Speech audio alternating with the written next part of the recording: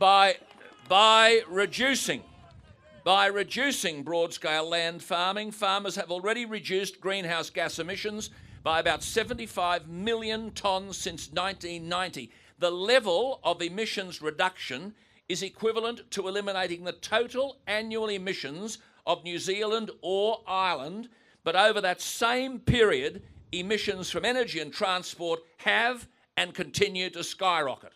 But just knock off the farmer. What this is about today is that farmers have been carrying the can for a government's flawed greenhouse gas reduction policy. The farmer has become the victim of the untruths of an international panel on climate change, which has become Kevin Rudd's Bible.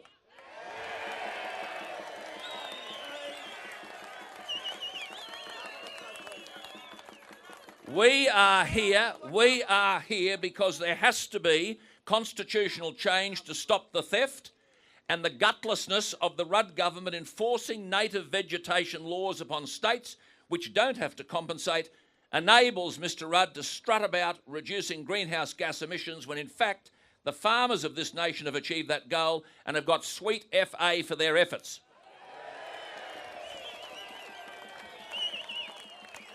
The Australian Constitution requires just terms compensation for the acquisition of property by the Commonwealth, but there are no such provisions under state laws.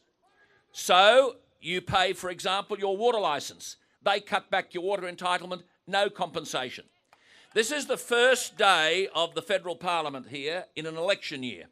And if Mr Rudd can't come clean and recognise the constitutional theft of farmers' rights, then he has no entitlement to stand in the public place as an honest man.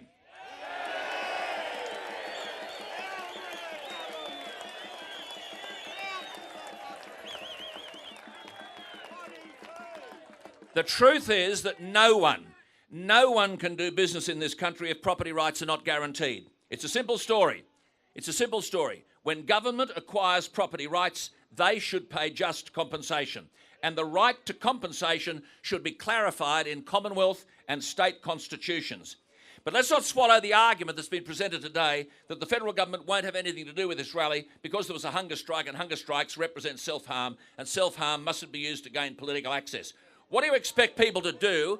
What do you expect people to do when they have no redress? You've got other things to do than be walking and marching and driving to Canberra. You're a busy people and you've been through droughts and God knows what not, but government will ignore you if you don't make this statement.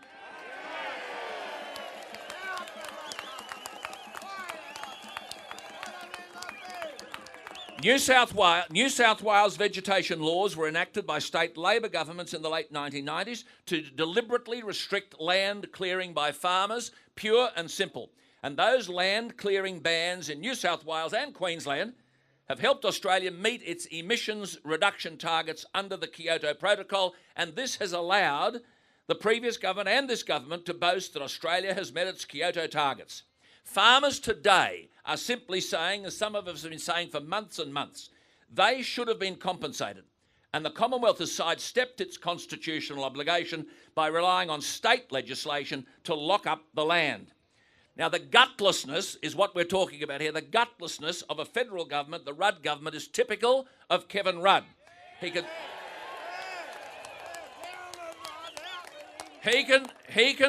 swan around the world ingratiating himself to international leaders, but his own people at home aren't even entitled to the courtesy of an acknowledgement of the problem that they face.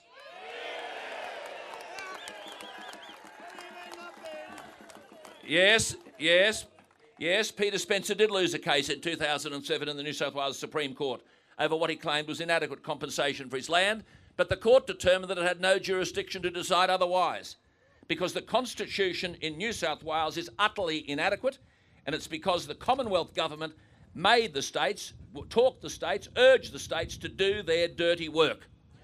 We're dealing with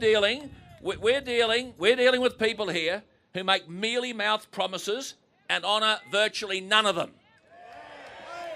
Whether Whether it's Grocery Watch or Fuel Watch or fixing up the hospitals or building houses for Aborigines in the Northern Territory or having a national broadband network or putting computers in schools or dealing with the whaling problem or taking Iran to the International Court, the promises just flow from Mr Rudd's lips. But this is the nitty-gritty here today. It's a simple choice. Do you abandon the property rights of hard-working Australian farmers or do you affirm them? It's pretty simple. It's pretty simple. Do you steal from farmers or do you give them appropriate compensation for what has been taken?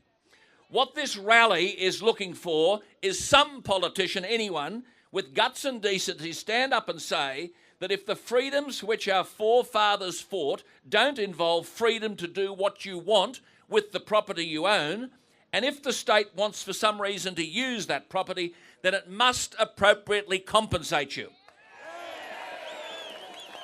But if in general, and finally, if in general you don't have the freedom to assert your right to your property, then I'm sorry to say it, but forget Anzac Day and forget your war memorials. The most fundamental freedoms for which our men and women gave their lives has been wantonly betrayed.